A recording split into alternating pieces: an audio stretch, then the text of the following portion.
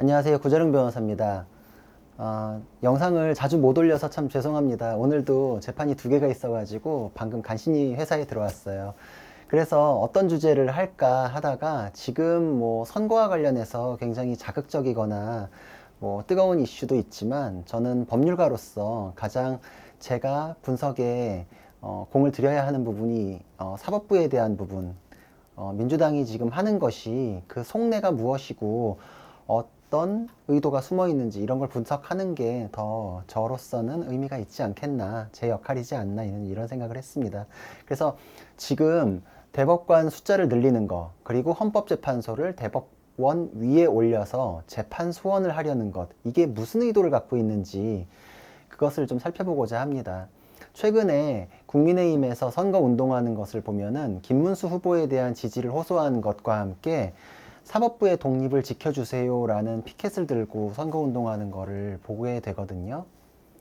저도 사법부의 위기는 국가의 위기다라는 생각을 하게 됩니다. 지금 베네수엘라의 얘기를 되게 많이 하잖아요. 베네수엘라는 사법권이 장악된 이후에 국가 시스템이 완전히 무너져 내렸고 국민들은 투표를 하더라도 의미가 없다라고 생각하기 때문에 투표율이 12%까지 곤두박질 쳤습니다. 그러니까 나라 시스템에 대한 불신이 쌓여가지고 이제 모두가 다 자포자기 해버린 거죠. 근데 또 민주당에서는 그런 극단적인 예를 갖고 와서 공포를 조장한다 이렇게 얘기하는데, 그 베네수엘라의 얘기는 가장 안 좋은 예이고 그것과 유사한 사례들은 넘쳐납니다. 그러니까 가장 안 좋은 것부터 그 위험의 정도만 다를 뿐이지 독재를 꾀했던 모든 나라에서는 이런 사례들이 있었어요. 심지어 자유의 국가라고 하는 미국에서도 이런 사례가 있었고, 미국에서도 대법관의 숫자를 늘리거나 권한을 뺏으려고 했을 때 그 나쁜 의도가 관철되지는 않더라도 대법원이 권력에 굴복해서 정치적인 사건에 대해서는 개입하지 않는 사법 소극주의라는 것이 등장했고, 결국은 권력자가 성역화되는 일들이 발생을 했었습니다. 미국에서도 그랬으니까 정도의 차이죠. 미국같이 다시 회복하는 나라도 있었지만 베네수엘라처럼 회복하지 않고 완전히 무너져 내린 나라도 있기 때문에 우리도 그런 생채기를 남기지 않기 위해서, 그런 위험을 아예 겪지 않기 위해서 이 내용이 무엇인지 자세히 살펴볼 필요가 있습니다. 그래서 이 내용 좀 살펴보고자 하는데, 재미는 없을 수 있지만 그래도 우리가 판단하는데 꼭 필요한 내용이기 때문에 최대한 이해하기 쉽게 설명을 해보겠습니다. 그리고 본론으로 들어가기 전에 빠뜨리면 안 되는데, 제가 자주 출연하는 류병수 기자의 유튜브 채널이 있거든요. 류병수의 강펀치라는 채널이 있는데 많은 분들에 대해서 인터뷰하는 굉장히 좋은 내용들이 있으니까 이 채널에도 좀 관심 좀 가져주십사, 그렇게 말씀드리겠습니다. 예, 부탁받았습니다. 이제 본론으로 들어가 볼게요. 우리나라는 대법원을 최고법원으로 하고 있죠. 이거는 사법부에 대한 독립을 위해서 헌법이 그렇게 정하고 있는 것입니다. 그리고 헌법에서는 사법부에 대한 조항이 있고 헌법재판소에 대한 조항이 별개로 있어요. 그리고 사법부에 대한 조항에 대해서는 사법권에 대해서는 법원이 권한을 갖고 있고, 그 사법권을 행사하는 최고법원은 대법원으로 한다라고 규정이 되어 있습니다. 그러니까 아예 헌법재판소하고 사법부, 대법원은 병렬적으로 구성을 해놨어요. 이게 우리 헌법 정신입니다. 그렇기 때문에 이것을 갑자기 재판소원이라는 이름으로 대법원의 판결을 헌법재판소가 깰 수 있다라고 해서 이렇게 위로 올리는 거는 사실상의 개헌입니다. 이 개헌을 지금 이렇게 쉽게 얘기한다는 거는 대법원에 대한 협박이다, 이렇게밖에 볼 수 없죠. 개헌이라는 거는 여야뿐만 아니라 국민적인 합의도 필요한 내용이거든요. 이게 근데 그런 내용도 건너뛰어 가지고 대법원에 대해서 재판소원으로 헌법재판소가 깰 수 있게 한다라는 거는 또 하나의 사법부 압박이고 길들이기입니다. 그리고 이론적으로도 방금 헌법 규정들 말씀드렸죠. 최고법원으로 명시하고 있는데 헌법재판소 밑으로 들어가게 되면은 대법원이 최고법원이 되나요? 대법원이 최고법원이다. 그 최고법원이라는 굉장히 좀 어떻게 보면 낯설 수도 있잖아요. 그 말을 아예 헌법에 찍어 놓은 이유는 그 위에 다른 거를 둬가지고 좌지우지하게 되면은 사법부 독립이 깨지니까, 그렇게 하지 못하게 그 위에 다른 거를 둬가지고 통제하지 못하게 하려는 의도가 있는 조항입니다. 그런데 이거를 다시 또 헌법재판소가 그 위로 올라가게 한다라는 건 지금 우리 헌법 정신에 맞지 않죠. 그리고 우리 헌법 규정을 보면은 법원과 헌법재판소를 명시적으로 병렬적으로 두고 있는 걸 알 수 있는 게 우리 법률이라는 게 있고 그 하위에 명령, 규칙 뭐 이런 것들이 있어요. 근데 법률에 대해서는 헌법재판소가 위헌법률 심사를 하게 돼 있죠. 이건 이제 상식적으로 많이들 아실 텐데 명령, 규칙에 대해서는 대법원이 최종적 심사권을 가진다고 헌법에 또 규정이 되어 있어요. 그러니까 이제 업무 분장을 해준 거죠. 근데 최종적인 심사권을 갖는다라고 헌법에 되어 있는 거를 다시 재판소원으로 그 해당 사건이 헌법재판소로 가게 되면 명령규칙에 대한 심사가 포함되어 있는 사건을 헌재에서 다시 깰 수가 있죠. 그러면 명령규칙에 대한 최종심사권이 법원에 있나요? 헌재에 있나요? 다시 헌재가 가져가게 되죠. 그러니까 이 헌법 조항들과의 충돌이 만만치 않습니다. 이 모든 걸 무시할 수 있다는 것은 헌법을 무시하는 거예요. 다시 말씀드리지만 사법부의 독립을 위해서 대법원을 최고법원으로 두고 그 사법부의 최고법원인 대법원을 그 누구의 통제 아래에도 두지 않기 위해서 헌법 규정들이 있는데 그 위에 헌법재판소를 올리겠다는 거는 민주당이 원하는 대로 헌재는 통제하기 쉽죠. 정치권에서 임명하면은 헌재의 성격이 확확 바뀌잖아요. 정계선 마은혁 같은 사람 집어넣으면 헌재의 색깔은 금세 바뀝니다. 그리고 그것을 대법원 위로 올린다 라고 하면은 자연스럽게 대법원도 통제하게 되는 것이죠. 위헌성이 그만큼 높은 것입니다. 그리고 두 번째로는 이게 논리적으로도 모순되는 게 최근에 대법관에 대해서도 증원 논의를 하고 있죠. 제가 여러 차례 말씀드렸듯이 새로이 대법관을 증원하겠다는 거는 그것 역시 사법부에 대한 압박이고 사법부에 자신의 색깔에 맞는 대법관들을 집어넣겠다는 뜻이다. 그러니까 이건 사법부 장악 시도다라고 말씀드렸는데 핑계는 그렇게 돼요. 사건이 많기 때문에 대법관을 증원할 필요가 있다. 근데 사실 그게 옳지 않거든요. 왜냐면은 사건을 해소하기 위해서 사법개혁을 하는 방법은 여러 가지가 있어요. 대법관을 증원하는 것도 있지만 상고심으로 올라갈 사건을 걸러내는 상고허가제라는 것도 있고 그리고 상고법원을 설치하는 방법도 있고 이 여러 가지가 대등하게 논의가 되고 있지만 어느 것도 우위를 점하지 못했기 때문에 개정이 되어 있지 않은 거예요. 지금 그러니까 계속 논의 중인데 지금 민주당은 다른 가능성은 다 버리고 대법관만 증원하겠다 그러죠. 그것도 사법부 장악을 위한 시도인데 또 여기서 그 논리를 그대로 받아가지고 생각해보면 사건이 많아가지고 대법관 숫자를 뭐 100명까지 늘린다. 뭐 이런 식으로 했었어요, 최근에. 그러면은 다시 그거에 대해서 헌재를 위로 올리면 헌재 재판관은 그럼 뭐 한 200명으로 늘릴 건가요? 다시 또 그거는 올라갔는데 9명 가지고 되나요?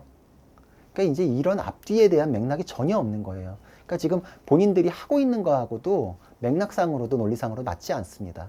이거는 그러니까 재판소원에 대해서 압박용으로밖에 생각하지 않기 때문이에요. 그리고 또 세 번째로는 우리 대법원에서는 법률심이다. 이런 얘기 많이 아시죠? 사실관계에 대해서는 1, 2심에서 따지고 대법원에서는 법률적으로 적용이 맞게 됐는지 딱 그것만 따집니다. 그래서 사실관계에 대해서는 대법원에서 보지 않아요. 법률적인 부분에 대한 해석과 조율을 통할하는 그런 기능을 하는데 헌법재판소는 사실심인 동시에 법률심이에요. 우리 최근의 사건들 보면은 사실관계에 대해서도 따지고 법적인 부분도 따지고 막 그러죠. 근데 대법원에서 법률적인 것만 따져가지고 법률심으로서의 기능을 했는데 사실심 플러스 법률심인 헌법재판소를 다시 올린다? 이게 논리적으로 말이 또 안 되죠. 그러니까 이제 이 기능상으로도 충돌, 논리상으로도 충돌. 그럼 법률 해석권이라는 거를 완전히 또 헌재로 가져갈 건가요? 그때 되면 또 다시 또 헌재가 법률적인 부분만 따질 건가요? 그렇게 되지 않는다는 거예요. 그러니까 체계 혼란이라는 건 불가피하다. 이거에 대해서 어떻게 조율할지 아무런 내용도 없이 덜컥 헌법재판소를 더 위로 올리겠다라는 거. 이제 협박이죠. 대법원이 굴복하면 안 할 수도 있고 굴복하지 않는다면은 실제로 이거는 이제 도입이 될 수 있는 가능성이 높기 때문에 사법부의 독립이 그만큼 위태로운 것입니다. 그리고 사실 또 이 우리나라의 헌법 시스템이 대법원과 헌법재판소를 분리한 것, 이게 우리나라의 사법부가 정치적인 영향을 받지 않기 위해서 선택을 한 것이기도 해요. 왜냐면은 그 역사적인 거를 이제 말씀드리자면은 예전에 법률에 대한 위헌 심사권이 법원에 있었던 적이 있습니다. 대법원이 그 권한을 갖고 있었는데 국가 배상에 이중 배상 금지 조항이라는 게 있었어요. 뭐 내용은 어려우니까 이제 그거는 알 필요가 없고, 하여튼 국가의 재정적 부담이 되는 어떤 법률 조항에 대해서 위헌 판결을 했었어요. 그러니까 정권에서 정권에 부담되는 판결을 하다니, 그래가지고 사법부에 대해서 어마어마한 탄압을 했었습니다. 그때 대법원은 정치적인 영향이 있는 사건에 대해서는 차라리 권한을 갖지 않는 게 낫겠다라는 생각을 했고, 사법부는 사법부의 독립을 지키는 게 더 핵심적이고 더 간절하게 필요하다라는 생각 하에 그 이후에 개헌 논의가 있을 때 사법부에서 다시 위헌 법률 심사권을 가져가겠느냐라고 했을 때 그 아픈 역사 때문에 우리는 정치로부터 독립하기 위해서 그 권한을 갖지 않겠습니다 라고 해서 그것만을 전문적으로 다루는 헌법재판소가 별도로 생겨난 거예요. 이게 역사적으로 확인된 내용이기 때문에 사법부는 권한을 내려놓으면서까지 사법부의 독립을 간절히 원했는데 다시 또 거꾸로 가서 그거를 헌법재판소를 위로 올리면서 사법부의 독립을 위태롭게 만든다? 그럴 거였으면 예전에 기회가 있었을 때 대법원이 위헌법률 심사권을 그냥 가졌으면 됐죠. 그럼 헌법재판소는 탄생도 하지 않았을 거거든요. 이런 면에서 과거에 다 그 아픈 역사, 정치권의 개입을 막고자 하는 그런 고려들이 반영되어 있는 이 조항을 이렇게 쉽게 더 바꿔가지고 헌재를 위로 올린다라는 거는 그 전에 벌어졌던 사법부의 독립 침해하는 사태가 또 벌어진다는 얘기입니다. 우리 생각해 보세요. 어느 조직도 맨 위에 결정권 가진 수장을 누구를 두는지에 따라서 그 조직의 결정이 확 달라지죠. 그런 거 생각해 보면 돼요. 국회에서 여러 상임위원회가 있는데 민주당이 독식하죠. 그러면 그 위원회 성격이 어떻게 됩니까? 결정이 어떻게 되나요? 그러니까 누가 결정권을 가지고 진행하는지가 그만큼 중요하죠. 그 정치인 들어와가지고 정치적인 결정들 해버리면 정치 조직 되는 거잖아요. 전혀 안 그랬던 조직도. 그러니까 법원이 갑자기 그 위에 헌법재판소가 들어온다라고 하면은 사실상 헌법재판소가 매개가 돼서 정치적인 입김이 사법부까지 프리패스로 들어오는 통로가 열리는 셈이 됩니다. 그만큼 위험한 거예요. 그리고 헌법재판소에 대해서는 최근에 여러 사건에서 헌법재판소는 정무적인 고려하는 조직이다라는 건 민주당 분들도 많이 얘기했었어요. 사법부에서 정무적인 고려하면 그게 말이 되나요? 개념상 안 맞죠. 정의의 여신은 눈을 가리고 있잖아요. 누구의 사건인지도 볼 필요 없다. 우리는 사건만 본다는 건데 정무적인 고려를 하는 헌법재판소가 그 위로 올라간다라는 거는 사법부 그 자체의 본질과도 맞지 않는 겁니다. 그리고 독일의 경우를 많이 말씀하시는데 독일에서 지금 재판소원이라는 게 있어요. 그래서 민주당에서는 독일도 재판소원이라는 게 있는데 우리도 도입해야 된다 이렇게 주장하는데 그 이유를 분석하지 않고 그렇게 얘기하는 건 사실상 국민들 속이는 겁니다. 왜냐면은 독일은 재판소원이 들어온 이유가 있어요. 제가 그 역사적인 것과 현재 독일의 시스템을 설명을 드리자면 독일에서는 과거에 나치 정권의 그 무자비한 그런 뭐 폭정이 있었죠. 헌법 정신을 다 유린해버리고 그때 사법권이 나치에 의해서 완전히 유린당했기 때문에 정말 그 아픈 역사를 돌이키지 말자, 정말 그렇게 하지 말자라고 해서 시스템 자체가 달라요, 독일은. 우리나라 같은 경우에는 1심 같은 경우에는 뭐 가정법원도 있고 행정법원도 있고 여러 가지 법원들이 이렇게 쭉 있지만 그 사건들이 고등법원으로 이렇게 모여요. 그리고 그 위에는 대법원이 있어요. 근데 독일 같은 경우에는 그런 것들이 한번 그 정치적인 게 밀고 들어와가지고 오염됐던 아픈 역사가 있기 때문에 최대한 위험은 분산하자라는 차원에서 이제 독일 같은 경우에는 뭐 행정법원, 노동법원 뭐 이런 식으로 전문 분야로 법원들을 이렇게 쪼개놔요. 그러면은 우리는 이렇게 하나로 모인다 그랬죠. 거기는 그대로 올라가요. 그리고 대법원도 그대로 올라가요.